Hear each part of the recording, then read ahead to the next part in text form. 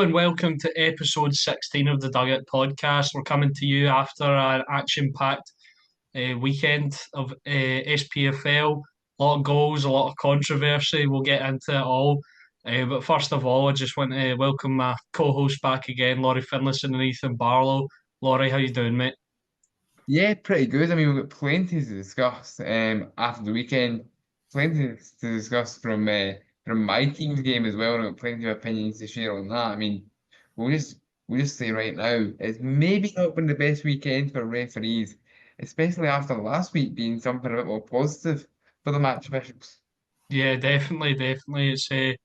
I'm sure we'll get into it all, but there is a lot of talking points, especially on the refs. But Ethan, how are you, mate? Yeah, I'm doing well, doing well. Yeah, how's yourself? I'm not bad. I'm not bad. I'm I'm looking forward to this episode. A lot to talk about. It's been quite a meaty weekend, you could say. And obviously, we've got the European games coming up. Celtic kick it off this week, and then Rangers start next week. And we'll probably discuss Rangers more so next week, but we'll have a wee bit about Celtic at the end. But we'll just jump into the action from the weekend. First of all, Celtic hosted Hearts at Parkhead. They were 2-0 winners in the game. I've noted down a couple of points that I want to discuss, but first of all, a sort of record that Celtic have set or equaled.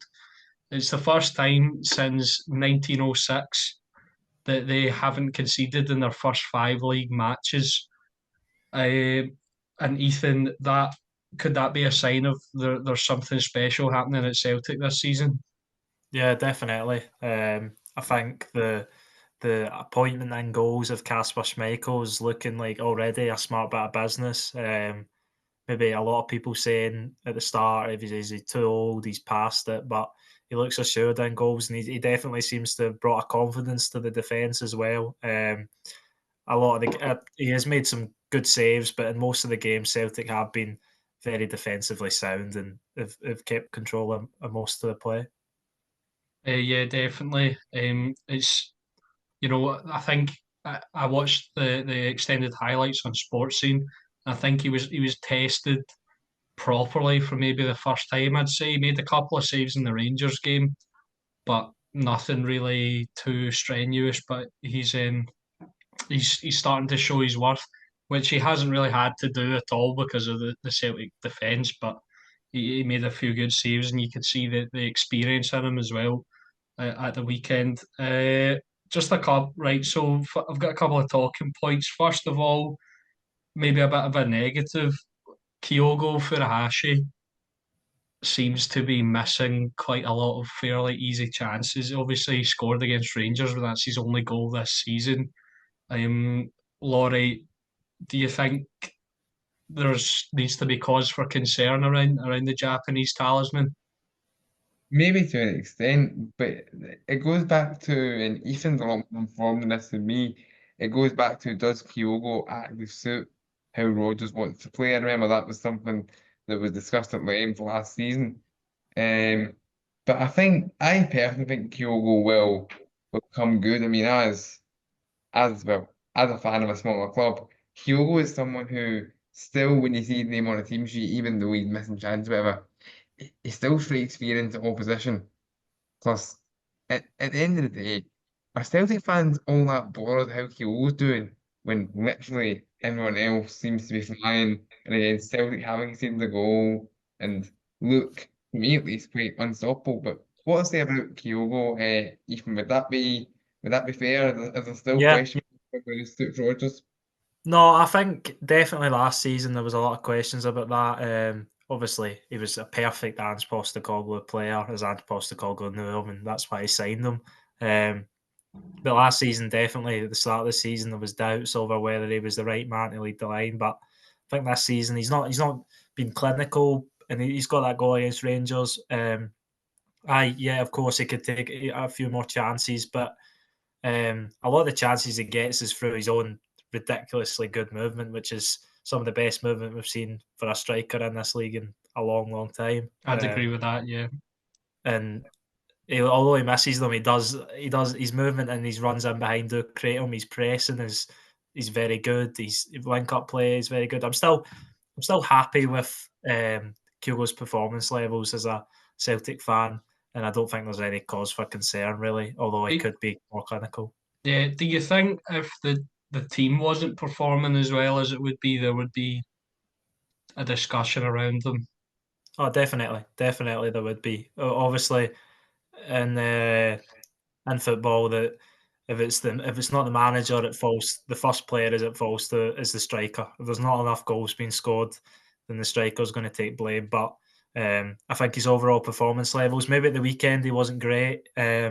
Wasn't really involved in the game apart from that one-on-one chance which he squandered. But I think in most of the games he's been pretty solid. So no cause for concern yet, I don't think. Okay, on to the rest of the game. Celtic sort of peppered the Hearts goal earlier on. Hatate with a chance that was saved quite well from Gordon. Engels hits the post with a really good effort. Good on the ball work from him and get the shot off. And then I think it was around maybe the 30-minute mark. Uh, Hearts were given a penalty from a handball from Liam Scales. VAR overturned the decision as it was seen to, uh, hit his sort of like shoulder sleeve area. And yeah, there's been a lot of talking points around that. For me personally, I think that there shouldn't be any talk around that. That was the right decision at the end of the day, from the VAR team. I don't know if Ethan, what was your view on it? No, I completely agree. At the time, being at the game, you don't really know it's a handball. It could go either way. It was quite a lengthy check, but they did get the right decision in the end. It's difficult to see on even the replays that I think the VAR used because it happens quite quickly and it just kind of flicks off his arm. But you can see in the kind of freeze frame shot that it does hit his upper arm, and it's not a handball. Unlike the other one, which we'll probably get on to. Despite Stephen Naismith's trying to compare them, I think they are different. Yeah, I think speaking of Stephen Naismith, there's an element of he's starting to lose the plot a little bit. He's seeing the walls closing in around him, and he's post match presser talking about that just sort of smelled of desperation from Yeah. him trying to just cling on to anything. Laurie, before we move on, I'll just come to you quickly about that VAR decision with Liam Scales. You get any argument to it? I mean, when I first saw it, I thought it was, quite a clear-hearted penalty, but as you say, it's a bit more kind of ambiguous than that, maybe when you watch it back. And on your point about Stephen Naismith, Alex, I have noticed the kind of changing character in him, but then again, Nazy has always been one like that. Even if you look at him as a player, never mind the manager, he has always been quite.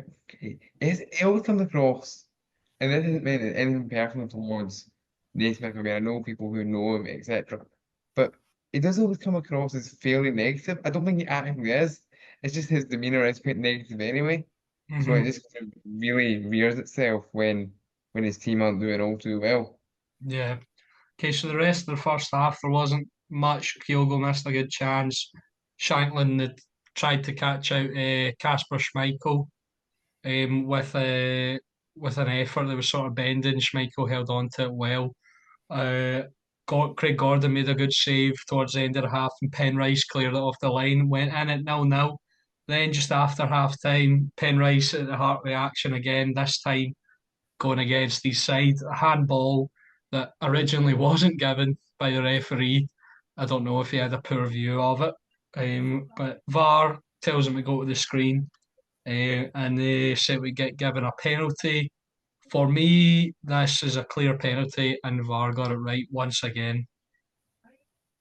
Yeah, yeah, I agree with you. I think 2 for 2 in this game so far. We're all good on the VAR front. But yeah, I think it was the right decision. I think Penrice you can see him claiming that his arms are in by his side, but his arm's outstretched and it hits his arm quite clearly. And I think it's a clear penalty, and it's well Yeah. dispatched by Celtic's record signing. Yeah, Engels puts it away. Really calm, cool penalty. I saw a lot of Hearts fans sort of arguing about the Conor Barron incident on the opening game of the season.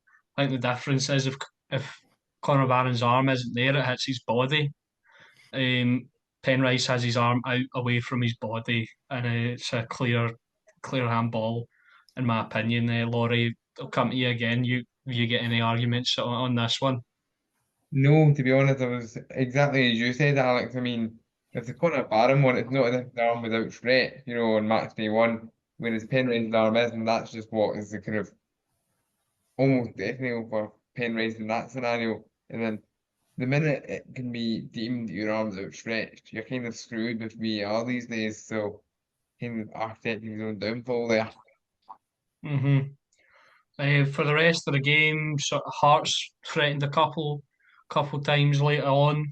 Celtic stood firm, hit them on the counter, and Luke McCowan gets his first goal for Celtic. It's his second time he's scored against Hearts this season. Of course, he scored for Dundee before he transferred on deadline day. Craig Gordon maybe should do better with this one. Laurie. And I know you're a you're a big fan of the Scotland national team. Do you think Craig Gordon maybe his time's running out at the top level? Yeah, sadly for Craig Gordon, I think it is. But it's almost to his credit that we're having this discussion because when you think about it, Craig Gordon is, I want to say 41, he's at least in his 40s. Yeah. Cast mind back, well, over a decade now, when he sustained what everyone thought was a career-ending knee injury while he was at Sunderland. Obviously, a few years later, he comes back in at Celtic, probably a stronger goalkeeper than he was, and look at the career that he had after that. But I think his career at the top level is unfortunately coming to an end, and I think maybe his Scotland days are over. As much as he's not officially retired, and he said recently that he would still be willing to help out Steve Clarke. I think his days in the national setup are over. I mean, Yeah, he got the kind of swan song almost of, was it a 75th cap against Finland before we played in the Euros? And to be fair, he didn't he cover came himself in on. glory, did he? No, he did not. He came on and we were winning, and then we ended up drawing the game. And it was somewhat down to him. So I think sadly for Craig, his days at the top level are over. But I mean, that doesn't take away from the career that he's had and the redemption that he's had twice, Yeah, even the leg break. yeah. I Not was going to bring that only up. beat. Everyone thought that at his age that would be you'd never see him on the pitch again, but he's come back. Although he's sort of deputising for Xander Clark. Clark's injured, I believe, right now. He's But on the bench, Clark. was he? Yeah, I think so. I think he has been on the bench, you're right, Ethan, but Yeah. I believe there has been some sort of fitness issue around Okay. London Clark, so perhaps he's still carrying something. Yeah. But yeah, Craig Gordon a tremendous career, but unfortunately, it looks like maybe his time's up at the top level. Celtic go on to score a third, but it was disallowed for a pretty clear offside in the build-up. I'd say VAR getting it right again. But game ends, Celtic make it 5 from 5, continue their perfect record to start the season, 0 goals conceded. And right now, I can't see a world where Celtic don't win the Scottish Premiership this season. I don't know. I don't know if any of you two would disagree. I know you definitely wouldn't, Ethan, but Laurie. No, Um, I do not disagree whatsoever. I know, Alex, you might be hoping that I disagree and may have an outside chance for you guys at Rangers, but I think the way things are going, Celtic are going to win it at a canter, it feels like. yeah, definitely. It does look like it's something special this season. I think Rangers in their undefeated season they did 8 games without conceding a goal, I'm sure. Um, and they obviously went to go undefeated. So I think Celtic fans should be looking forward to the rest of the season. On to St Mirren versus Kilmarnock. This is a game that I'm sure you'll have a lot to say on, Laurie. Steeped in controversy, VAR controversy, all sorts. But we'll just kick it off. St Mirren take the lead. A glancing header from Olasanya. A bit of, I think a bit of poor defender in there, Laurie, from Kilmarnock. Yeah, very much so. Poor defending, which unfortunately has been kind of characteristic of our season so far, the sloppy defending. And the goal actually came kind of somewhat against the run of play. And Kelly's did quite well. And then just, that usual sloppy defending, we got made pay for it by a striker in Olasanya who is really on a hot streak of form. I think he's now got, I want to say, 5 goals already this season. Yeah, I think he's got three in the Premiership. Probably five in all competitions. He scored in Europe as well. Yeah, two So goals in Europe. yeah, 2 goals in Europe. Yeah. So he's one that to look out for the rest of the season. Yeah, Kilmarnock go down. Corey and Daba tests Ellery Balcom with a really ambitious effort. Um, what a goal that would have been. And he I, tried a very similar effort again in the second half, and again it almost came off. So well, I had the eighth with 2 of those, and that's yeah, a lick back. aye. So maybe we'll see a screamer from Corey and Daba yet, but it wasn't to be. Um, But then Kelly score a sort of lucky goal, I'd say. Marley Watkins with the deflection, they level it. And it's quite an even playing field. Now to the first sort of controversial area. Mikel Mandron is booked for an elbow on Joe Wright, I believe. You could even debate that maybe could have been a red because he does give him an elbow to the face, but it's a yellow. And then I don't. It's what is it like a minute later or something? A I would say maybe 2 minutes, a minute or two later. minute or two later, he flies in late challenge. He doesn't go to ground or anything, but he just takes the man. He's getting nowhere near the ball, and he's not caught. He's not given the second yellow, and then Stephen Robinson subs him, and they managed to keep 11 men on the pitch. St Mirren, Laurie, as a Kilmarnock fan watching that, you must have been raging. Yeah, I really was raging at that. Like the second challenge that you mentioned before, Mikael Manron gets subbed, where he goes flying in on Stuart Finlay, it was second time round.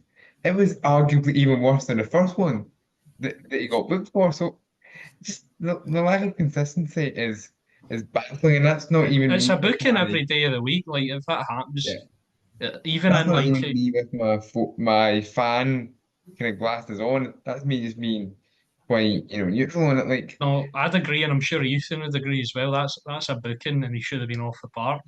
Yeah, it's like a stone. What if you get a stonewall yellow card? That's the second challenge, stonewall yellow card. I don't know how he's survived there, and he has the cheek to kind of glare at his manager as he's being taken off. But you can't blame Stephen Robinson for having to take him off. I mean, that's all. any sort of tackle, then the referee will have to probably make up for his errors and send him off. Well, saying that, Ethan, I'm not entirely sure that applied in this game. We'll see. Yes, yeah, you're right. Okay, so St Mirren lucky to not have 10 men uh, from that point. So Armstrong nearly scores from a corner for Kilmarnock, hitting the bar. I think he was trying to score from what I've seen. The Yeah, I think he wind was. don't seem to be with him, and it was a really good effort from him. Now on to St Mirren's second incident that probably should have been a red card. Uh, Sean Rooney, Kelvin sort of shielding the ball, goes down, and Sean Rooney takes 2 swipes at him. He boots him in the hip, and then Kelvin getting up to get away, and he boots him again in sort of the calf area. From my understanding, VAR doesn't like tell the ref anything. St Mirren get a free kick from that scenario, which I have no idea how that happened. And Sean Rooney stays on the pitch. and at that point, St Mirren should have been down to 9. Another really, really bad showing from I think it was Matthew McDermott and VAR. Laurie, come to you again. What's your thoughts when you're seeing this? I mean, my thoughts when I was seeing it was was actually, to be honest, pure anger at the VAR. And just quickly, so it was Andrew Dallas on VAR and Matthew McDermott was the man in the middle, albeit he took loss control of the game. But what I don't understand is, right? So basically, if Matthew McDermott doesn't see the Sean Rooney incident, fair enough. There's a school of thought his view might have been blocked by David Watson, current player. However, even if he didn't see it, it was caught really clearly on camera how Andrew Dallas at Clydesdale House for VR didn't say, get off the screen, that's violent conduct. I will never know. I mean, Yeah, because yeah. It could be violent conduct. It could be endangering an opponent, serious foul play, all of the above. You could have sent him over to the screen to have a look at, and he doesn't. And I don't understand the St Mirren free kick either.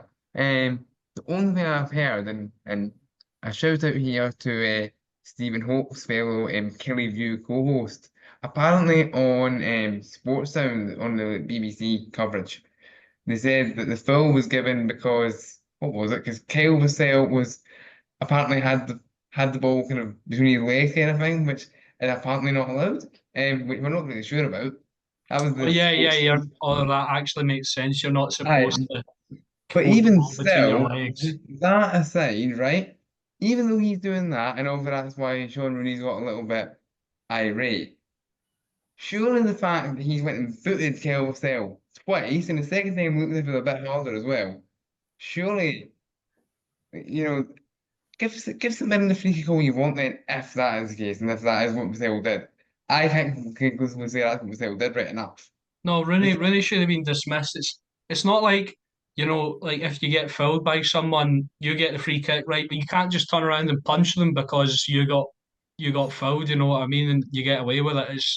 It's ridiculous. yeah, Yeah. I mean, Kyle Vassell, if he did do that, that's very much just tactical foul, get on with the game. It's not the sort of thing you get particularly angry about, is it? No. Yeah. And I think this might be a perfect time to talk about something that we've not mentioned yet. The VAR, what was it? We're calling it the VAR kind of over analysis of the first group of fixtures, Yeah. where we got some of the audio recordings released. Um, a lot of talk about a few of them. But a few of them good examples of VR being used, a few of them questionable VR. But this one will be very, very interesting to see come the end of the month, or the same time next month to Yeah. see what has actually went on, because I don't think it was Rooney. It was Rooney, wasn't it? They didn't Yeah. even get a talking to from the referee, which is just Yeah. No, mind no. boggling, He really. didn't get booked. He didn't get spoken to. No review on the screen. It's mental. Nothing. But but some of the VAR stuff, was quite interesting. I thought there was one good example was Cyril Dessers against St Johnstone. You hear the ref going, "I'm delaying, I'm delaying, I'm delaying." He gives the foul, and then they're going, and then they explain to him, "We've not seen what you've seen there. It's perfectly good goal." And that seemed like quite a smooth running Yeah. of it. And also, quickly on that point with Cyril Dessers on that instant, if I'm not mistaken, and one of you two will be able to correct me, I'm almost certain Willie Collins, who's obviously now the head of referee, was saying that he actually critiqued the referee a little bit on that one for his body language, live during it before the review. Then I think he was going to was he going to give a free kick? Can't remember what it was. He was kind of signaling something else. And funnily enough, and I'm not having to go to this individual, but if I remember correctly, funnily enough, that referee was Matthew McDermott. So the one referee that Willie Collum kind of openly criticised on the thing is the referee that then goes and had a shocker days later at St Mirren Park. And Yeah, I'm not sure about was this another Matthew McDermott clip? I'm not sure. The one that was really, it wasn't a massive decision, but it was really sort of interesting. And it was the one where, I don't know if you've seen it, but it was Tom Lawrence. He was chasing down a St Johnstone player, was it? Oh, I think I Yeah, know the one you're talking about. I don't yeah, remember who the referee was, where it was like yeah, when he actually was like everyone went mental because, yeah, and it's not a bad thing for me, but everyone went mental because the referee was telling Tom Lawrence not to tackle. yeah, So that was that was an interesting one. yeah, yeah. It was. Yeah, I think it's understandable. From the referee's point of view, he did get the decision wrong because Tom Lawrence did commit a foul seconds later. But I think that was just an interesting thing that caused a lot of uproar. But I can kind of see where the referee's coming from. Yeah. We'll sort of table that discussion there and get back onto the Kilmarnock game. So yeah, back to Kilmarnock. Joe Wright gets a handball given against him. VAR check. Um, I think this one's correct. Uh, Joe Wright at the centre of attention again, and he will be later on. And it's dispatched as O'Hara puts it away quite well. He's a good penalty taker. And St Mirren take a 2-1 lead. I've got no arguments with this one. I don't know if you guys want to jump in, but to me it was a Stonewall penalty. No complaints either. Ethan? No. I completely agree. That his hands outstretched, the ball's going towards goal. I think it's quite a clear penalty. Hmm Right, so Joe Wright again. It's a Kilmarnock corner. Sean Rooney's marking him. He's trying to get some distance between them. Sean Rooney's getting a bit in his face, and then Joe Wright uppercuts him in his sort of private region. Say that's his second handball of the game, um, and he's sent off, and that's Kilmarnock's fourth red card this season. Joe Wright's second. And it was crazy from Joe Wright. But Laurie, I'll just come to you. Is there a discipline problem at Rugby Park? 100% there is one. Of course, you said it there with 4 red cards this season, half of which coming from the one player. I mean, Derek McInnes, if anyone caught his reaction post-match, particularly the one that live on television with the BBC, he was raging at Big Joe and raging about the discipline problem generally.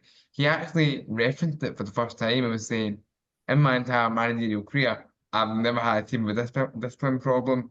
This team have never had a discipline problem, and it's something that needs stamped out. And to be fair, Derek McInnes is doing his bit stamping it out because he said, and he said it on camera publicly for the whole nation to hear, that, and I imagine this was agreed before the season started right enough, that Joe Wright is getting fined 2 weeks' wages for that. So obviously he's paying for the Christmas night out, but in all seriousness, there is a discipline problem. And Yeah, yeah. I very much hope this is the end of it. McInnes came out strongly and sort of condemned his actions, and he's really, you could tell he's got quite a firm stance on this, that he doesn't want that in his teams. So it's just a moment of madness from Joe Wright. Again, his first red card was ridiculous, and he's this one is even worse. I don't know if he's been watching clips of Adama Sidibe, but like, you, He what? probably was because I mean Adamas really bullied us that day when he got sent off against St Johnstone, so he probably was. Yeah, and he's taking the page out of Adama Sidibe's book. But Ethan, I'll come to you. What do you think's going on in his head? No, I don't know. I think it's probably built up frustration at the fact that, well, it's just come out. There's no excuse for it, by the way, but it's came just after the goal. Obviously, there's doubts on whether Sean Rooney should even be on the pitch at that point. Um, and it's obviously he's just the frustration's got the better of him, and it's just a moment of stupidity. This current day and age, VAR, it'll get well. We say these things will get caught, but earlier in the game it didn't. But you always take a chance when you're doing stuff like that nowadays, and yeah, it was a clear red card. doesn't justice is not served across the whole match, as Kilmarnock have probably been very hard done by, but it doesn't mean you can just go and punch people. So Yeah, yeah, Derek McInnes is quite right in what he says. 4 red cards at this stage in the season is just, yeah, it's worrying. yeah, it's worrying. Kilmarnock go on to score their equaliser, own goal from John Ayunga. Kilmarnock sort of, even with 10 men, from what I saw in the extended highlights, they looked like maybe one of the stronger teams. One of the stronger team, rather, not one of the stronger teams, as if there was multiple in that game. The stronger team in the closing stages. However, St Mirren sort of go late. Gogic hits the post, and they score a 91st minute goal. They think they've won, but it was disallowed by VAR for a high boot. VAR at the heart of it again, but I think they got this one right. Yeah, yeah. I think that one's right as well. I think it's David Watson who goes to clear it with his head. I don't know what Yeah. St Mirren player. I can't remember what St Mirren player it was that. Any of It you know was what's. it was James Scott who put it in the back of the net for St Mirren, and David Watson tried to clear it with his head and gets cleaned All out. right. No, it was James Scott who kicked him or nearly kicked him in the head. I just wasn't sure who that was. I think it might have been, I'm not sure, Alex. No, Oh, I'm not sure either. I don't know, but At yeah, the end of the day, it was a disallowed goal for a high yeah, boot, and they got it 100% right. yeah, But the game concludes, and this was definitely one of the most controversial VAR games we've ever had, you could call it. You know, it's Derek McInnes also said his piece on VAR after the game, like, have they not caught the many incidents that could have benefited Kilmarnock? You don't know how that game would have gone. You don't like Joe Wright's actions were mental, but if St Mirren were down to 10, he probably wouldn't have been off, and Kilmarnock probably would have won that game. So, or down to 9 rather, St Mirren down to 9 because they should have been. Um, but yeah, it was what I will say from a neutral standpoint. Watching it on sports scene, it was really entertaining stuff. You probably yeah, won't have that definitely. opinion, Laurie, but because you'll be raging. But it was an entertaining watch. I Yeah, mean, taking the specs off a little bit, you do have. I want to do a bit of that opinion. I mean, it was certainly, you know, probably the most entertaining Kilmarnock game this season, for better or worse. The Killie games, particularly domestic, have been quite tough to watch. So it was one of the most watchable games that we've had. Plus, it was probably, at least domestically, Kilmarnock's strongest performance, despite all the, chat of being down to 10 men, etc. So it was kind of entertaining, but too dramatic, if you know what I mean. Yeah. So Aberdeen start the game well with Jamie McGrath getting an early chance. He looks like he's back to his best, the Jamie McGrath of old that we saw at St Mirren. It looks like he's got back to he's playing really, really well this season. Stephen O'Donnell gets booked earlier on. When I initially saw it, I was like, oh, is that a punch? I think I'd got a bit hyped up from all the Kilmarnock stuff, but it was just a push. From him. And then Aberdeen score their first goal with a beautiful solo run from Papagay down the left hand side. I think gives everyone the eyes. I'll steal that quote from Sports Scene, puts it in at the near post, and he is in tremendous form this season. He does his wee dance. And yeah, he what a story, a redemption arc for Papagay, because last season I think Aberdeen fans really didn't. I know, Laurie, you've spoke to a few. You've been on red tinted specs a couple of times. Um, they really weren't a fan of him. And this season under Jimmy Fellaini, he looks like a new man. Definitely. And no, the Aberdeen fans were not enamoured with Papagay at all. It was really between, Miovski and Esther Sockler for who was up under Aberdeen. Of course, Sockler was seen as a bit kind of profligate, not taking chances, whatever. But Gay was pretty much out of the picture. But now he seems to be, maybe with Miovski gone, seemed to be like the first name on the team sheet. Yeah. Definitely, and it's interesting because obviously Kevin Nisbet's starting and Gay's sort of playing like just behind him, and he looks like he's really enjoying that role. Um, Ethan, he's top scorer, and he's not showing signs of slowing down. Yeah, you can see the kind of obviously last season it wasn't a fan favourite, and it goes out on loan, comes back, new manager, and I think you can see the new manager Jimmy Phelan really appreciates him and likes him as a player. You can see where the first goal comes from. He's out on the left hand side, so he's kind of got that freedom to kind of roam wherever he wants by the looks of it. And 5 goals in 5 games, yeah, he's off to a flyer. Yeah, and I thought that was interesting as well the way Aberdeen set up. I think when I saw the lineup, I can't remember exactly who was on the right hand side, but I think it was Papa Gay playing in behind Nisbet and the other new signing Kiskinen out on the left. And you look at the attacking depth they've got, it's something else. Aberdeen fans will be loving it right now. Moving on with the game, Tony Watt tests Dimitar Mitov with a good effort, but then Papa Gay at the double. Uh, this is more of a real like sort of poacher's striker's goal following in. Bit scrappy, but he gets there first and heads it in for his second and his fifth goal of the SPFL season, which is really tremendous. Aberdeen fans, like I said, will be loving life right now. They're the only other undefeated team in the league. I think they've won every single one of their domestic matches. I think it's 10 from 10. Yeah. It's an incredible run of form for them, and I don't think they would want to get too ahead of themselves. But I'll pose the question: I'll come to you first, Laurie. Are the Dons in a title race? I mean, as imagine they'll fall away somewhat, but I mean, they're definitely they're definitely favourites for being that third fourth, that's for sure. And Aberdeen fans were pleased to hear that because obviously Hearts, who everyone saw as being comfortably the third best side, are really, really struggling at the moment at the bottom of the league. So, I mean, are they in a title race? I mean, they could be in a race for second, you never know. But very Oh, I hope unlikely. not. Could be. Uh, Ethan, what's your thoughts on it?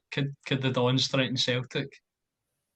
Well, yeah, you never know, but I really can't. I can't see it. I can't see it. I can see Aberdeen having a great season, a season to remember. Maybe a cup. Maybe, definitely. They definitely look like they can compete. We haven't seen them against Celtic and Rangers yet, and that'll probably be the big acid test for them, where we really see where Aberdeen are as a team.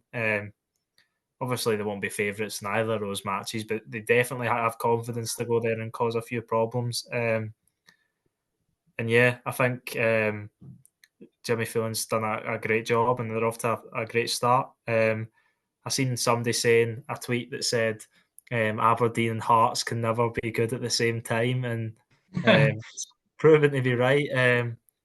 14 points, Aberdeen are ahead of Hearts already, so that kind of tells you how far away Hearts are in that race for whatever position, third or second possibly, or first. Yeah, yeah, definitely. Mother will get a go back through being Moses, who's another one having a good season. Who came in last season and didn't really do anything. But I think he's got three or four goals in all competitions this season. He's been playing quite well. And then Motherwell make it uncomfortable for Aberdeen towards the end. Mitovs has to make another good save. But Aberdeen, they managed to keep their perfect record. And, the Aberdeen fans, like I've said like 3 times already, will be absolutely loving life right now. We'll just move on to Easter Road, where Hibs grabbed their first win of the season in the league, a 2-0 victory over St Johnstone, who I've been quite positive on, but it looks like, maybe that won't happen. And another side much like yourselves, Laurie, who seem to have a real discipline problem. I was going to say, like, our disciplinary records are very similar. I don't know who's actually worse. Both as I think bad it's as that. both 4 red cards. Both Yeah. have 4 red cards this season. And I mean, obviously, the positivity around St Johnson, a lot of that stems from the performance against Kilmarnock. And obviously, I was there. I can back up that St Johnson that day were all over Kilmarnock and thoroughly deserved their 3 points. But I mean, other than that, they have been, pretty poor. I mean, I'll be honest, I do have my regrets about going to that game. St Johnson were decent that day, but I mean, other than that, the only thing you associate with St Johnson is ill discipline and ill discipline from attacking players for what it's worth. Sidibe Yeah, on Saturday, Kim Bioka getting sent off for a stupid, stupid challenge. yeah. I think it's a loss of the head from Kimpioka.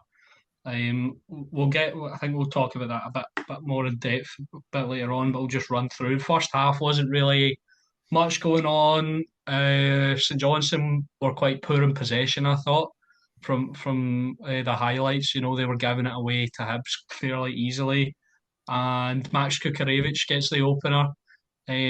Quite a scrappy goal from him, but it's good striker's instincts for him to get in there and get the touch on it, and Hibs go into the go into half time leading 1-0. However, for Hibs fans, they wouldn't have been totally comfortable. I think they've lost 4 points from winning positions this season, which you know they need to get out of the habit of. Maybe this is the catalyst for them to get there. Kwon with a few wild efforts.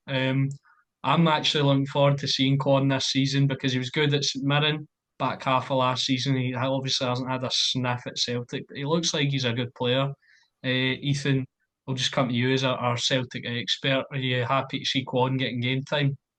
No, yeah, I always like to see if it doesn't work at Celtic. It's always nice to see players that can have a career elsewhere. Obviously, realistically, it doesn't look like he's going to have a career at Celtic unless there's a big turn. But yeah, he was impressive at St Mirren last season, and hopefully he can have another solid season at Hibs. Yeah. Yeah. In the second half, there's some nice play from Hoylett sliding in. Oh, Molotnikov of a Yeah, I think That that's looks right. right. Yeah. yeah, and Sinclair makes a big save. Martin Boyle later on plays a beautiful pass through to Max Kukarevich, and Sinclair takes up the role of sweeper keeper, getting out there to stop him from being in on goal. And then just a few minutes later, we see a glimpse of the Martin Boyle that's been missing since he moved to Qatar. Sprinting through, and I think he's got Kukarevich in the middle, but he's always taken that himself, and it's a beautiful finish from him. Laurie, Martin Boyle hasn't really been himself in his second spell. Is it his second or his third spell? He's been at Hibs a few times, I, w- but I want to say second permanent. I want to say he was initially at Hibs on loan many years ago. I could be wrong there. I'm sure a high uh, B is on that one. But as for he's Martin Boyle, as much as when you're up against him, when he's on form, he is terrifying. He's maybe lost that little yard of pace, maybe from his last serious injury that he got not long after he came back to Hibs. But we did see Martin Boyle look somewhat back to his best on Saturday, and I'm sure the Easter Road faithful will be hoping that continues, and maybe that could be something that David Gray can build on, because I think Hibs, if they did win at the weekend, were quite close to either breaking or equaling some sort of like old record of having not won their opening 5 or 6 league games. It's been way back in 1900, whatever. But thankfully, David Gray got that monkey off his back, and maybe Martin Boyle could still have a big part to play in his season, although he's getting on a bit and is maybe not quite at the level he once was. Yeah, Ethan, what we associate with Martin Boyle is pace and good finishing, and we haven't really seen that from him, but he definitely showed that with the goal at the weekend. Yeah, and maybe you'd think with the season he's had, he scored once against Dundee, but he's not the same Martin Boyle. And you would think maybe the confidence is low, but they showed no sign of shot confidence there. Really good finish, and I think he said after the game that he was getting a few pelters from his teammates for not squaring it, but he said, "I scored." So, and fair enough, if he scores, then you can't complain. Yeah, And definitely. they've got a good choice of attacking talent now. I mean, when Boyle's coming off the bench, obviously it's disappointing that Kieran Bowie's suffered that injury with the Scotland under-21s. I think he's out for like 4 months or something like that. So that'll be a big blow for them. I didn't know Kieran Bowie was Scottish. Yeah, Yep, Scottish. on loan No, from Fulham. shows my knowledge. Yeah, Am I going? Um, Am I going mental? Or did Hibs not sign him permanently? Ethan, I think he might have been oh, permanent. did they? I I think, All think it right. was a permanent. I think it was a permanent move. Yeah. yeah. All right. Shows my knowledge. But he was at Fulham. You were right. He was at Fulham. I think he was at Northampton recently. Am I right? Yeah, I think they signed him from Northampton Town. Oh yeah, But he's all right. He's all right. so yeah, good for Martin Boyle. Nearly gets his brace. I think he just drags it wide. Um, and then Kimpioka, moment of madness, frustration, losing 2-0, knee high challenge. What's in the water right now for St Johnstone and Kilmarnock, it seems. What's going on? I really don't know. And obviously, well, one of the guys who's been sent off St Johnson in this run, former Kilmarnock defender, Jack Sanders as well. So maybe Big Jack, or as it used to be called at Kelly, but I'm quite sure this nickname won't stick in Perth. The Colonel, if you can hopefully work out why, there you go. And I'm not joking, that was his nickname. He maybe would have an idea as to what it might be. But I think both Kelly and St Johnstone will be desperate just to excuse the slight pun here, but almost snap out of it, if you will. It's just ridiculous. Yeah. So the headlines for this game, I'd say Saints major discipline problem. Hibs grab their first win, super important for David Gray, and the Hibs fans will be happy to get off the mark. And St Johnstone themselves look like they're entering into a bit of turmoil, despite me being so positive on them. They haven't been picking up results, and that's the name of the game at the end of the day. So yeah, it's been a great weekend of action in the SPFL, and it doesn't stop there. Ross County taking on Dundee. A few controversial decisions in this one as well. Um, so early on in the game, Jordan White nearly puts County one up. A good effort from him, and then Ross County take the lead. A beautiful corner, and Kyle, is it Kyle Wright? I'm bad at pronouncing the first name, but with a towering header at the back post, good movement from him to put Ross County one up. And maybe that's a bit of a surprise, Laurie, judging on how the two teams have been playing this season. But Ross County, I think, have really showed they can play football. Yeah, maybe it was a bit of a surprise result because Dundee, have started really well, went on that run of like scoring a crazy amount of goals. Don't have the figure in front of me, but I mean, Ross Counties are a credit, even towards the tail end of last season, under Don Cowie have done really well and kind of went under the radar a wee bit. I mean, to be fair to Don Cowie, he was kind of on a bit behind the nothing when he was appointed because, I mean, this came off the absolute circus that was Derek Adams, who, by the way, is doing pretty terrible back at Morecambe. And you know, for He was mental. he's just a nutter. Remember, League Two in England is much better than the SPL. Yeah. Um, I wouldn't call him a nutter, but like it was just that it was I don't know what was going on with him. no, he's probably not a nutter, but I mean, some of his interviews he certainly came across as one. But Don Cowie though, not taking away from his achievement with Ross County. The only time people really stood up and took notice was over the last season when Ross County beat Rangers, what I think was for the first time in their history. I think it is. But that's the only time where people have really taken notice. It generally went under the radar. So be interesting to see if the good time can keep coming in Dingwall, and if it's just a kind of short-lived thing, but time will tell. Yeah. Ex Staggy Simon Murray grabs an equaliser and he looked like he was really enjoying it against his old side. However, it's taken off for offside by VAR correctly.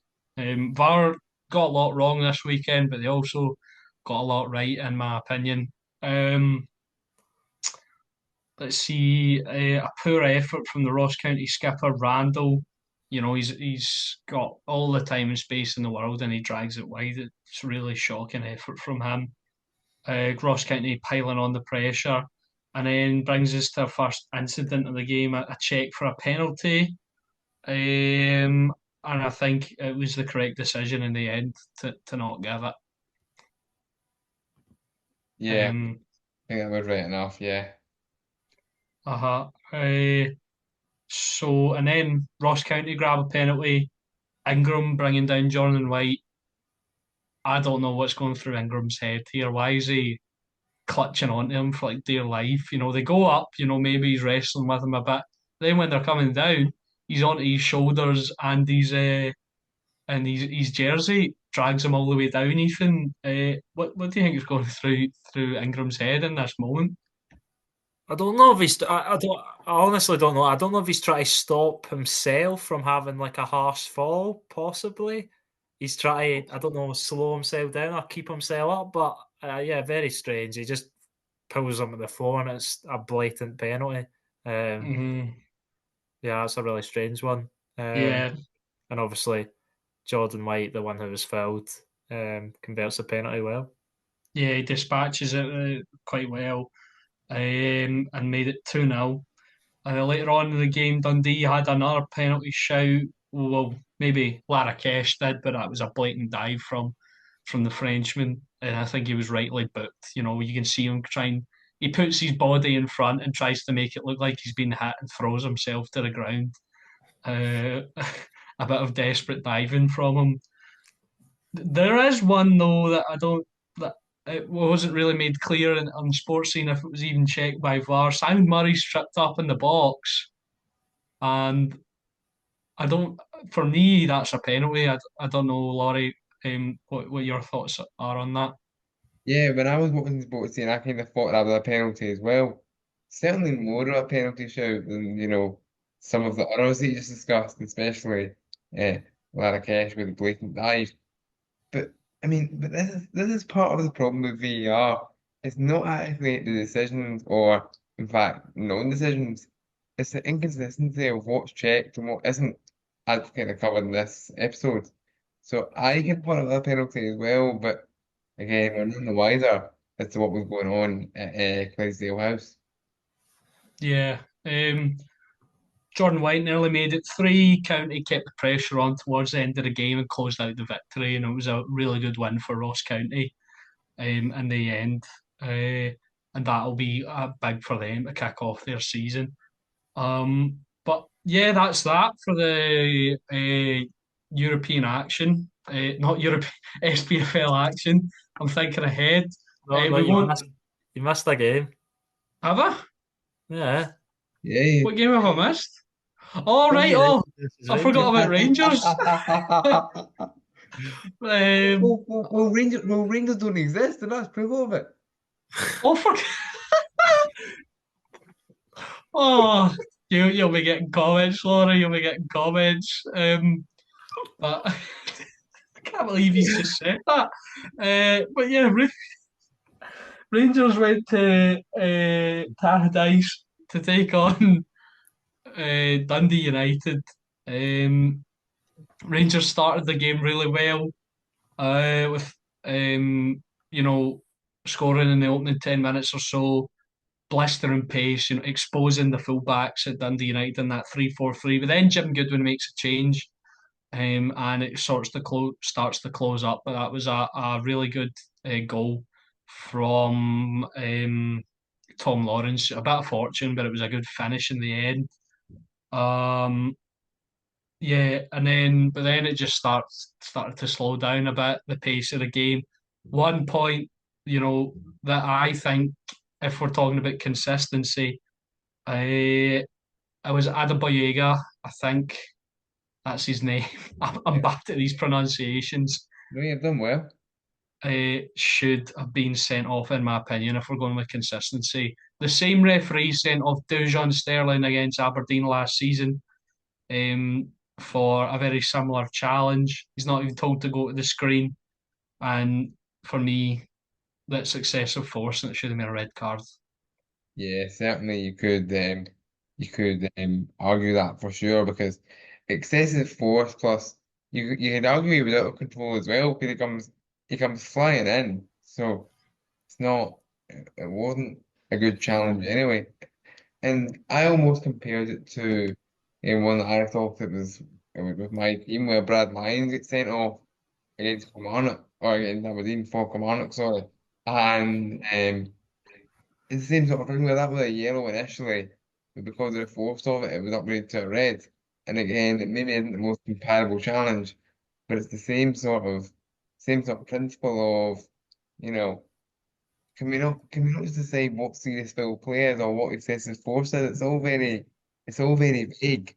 I know Chris Boyd, one of the Sky Sports panel, was very insistent that it should have been a red card for Adebayo for sure. Yeah, I don't think it is a red card. I can see what you guys are saying. I think if it's going off, being consistent in the league, the Dujon Sterling one and the Brad Lyons one, but I don't think it is a red card. I don't think the previous challenges are maybe a red card either, but I don't think this one's a red card. I think he does catch him and he is late, but I think it's just a yellow. My opinion. I don't. Yeah, I disagree with that, Ethan. But that's what we're here to give our opinions. Um, so Rangers continue to sort of dominate the play, but there's nothing really. Cyril Dessers again frustrating. His antics, calling for fouls, moaning, and I think he needs to start looking over his shoulder because I think it was the 63rd minute. Hamza Gamani comes on and really he left an impression on me, certainly. He's just overall play. I've said this to you guys hundreds of times over the past day or so, but he's hauled up. It was like he had a force field around him. No one could get near him. His touch was brilliant. What I really liked from him as well. It was quite early on, and you hear the mics picked it up. He sort of he miscontrols it on the line and it goes out for a throw in and you hear him go like shouting at himself like like I like that as well in a player, like every little thing, you can tell it really means a lot to him. And I think there's positive signs from him and he's a player to watch out for the rest of the season. um Berame also getting his half. He was okay. Oscar Cortez made his return. I think they're managing his minutes. But a few positive signs from Rangers. However, there's still a lot of work to do. Um, I think we'll wrap it up there unless you guys have anything to add. No, Just I was something. just going to. Sorry, Laurie, if No, you want to go. well, I'll go first just for when this is getting clipped up pretty much. Just to be clear, I'm well aware that Rangers do exist and keep the titles, despite what some people may say. On your lead. I was just going to say about Dundee United. I think obviously going into the game they were in third. Now they dropped down to fourth. Is it they ran? I think. Yeah, fourth. They're still in fourth. Yeah.